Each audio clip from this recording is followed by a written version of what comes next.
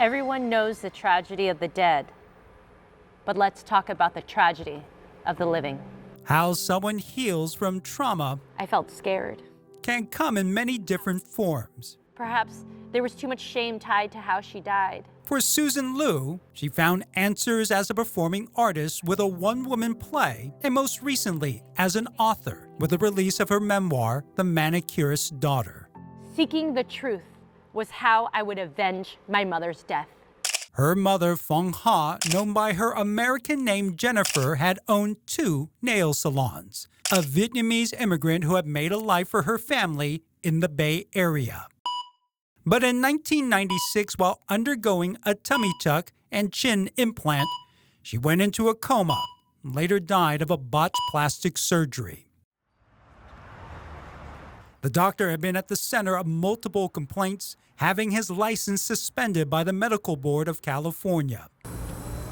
Where Susan made a trip to the San Francisco doctor's office, where her mom went in but never came out. Sometimes I look back and I wish I could have prevented her from coming here.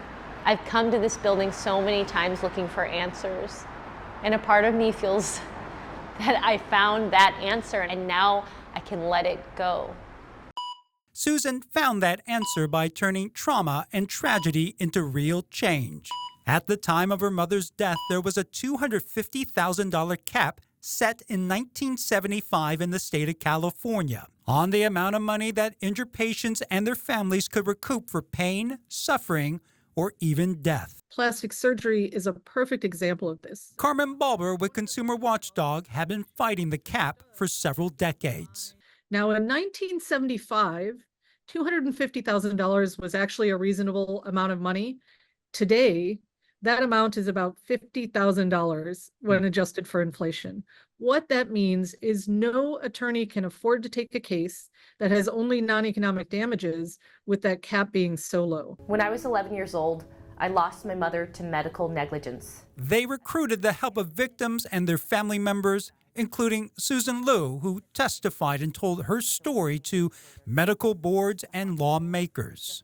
One of the most important ways that an organization like mine can make a change in the law is by telling the stories of families who are impacted. And in 2022, they won the battle. Governor Gavin Newsom signing California Assembly Bill 35, the Fairness for Injured Patients Act, raising the cap families could recoup for medical negligence from $250,000 up to $1 million.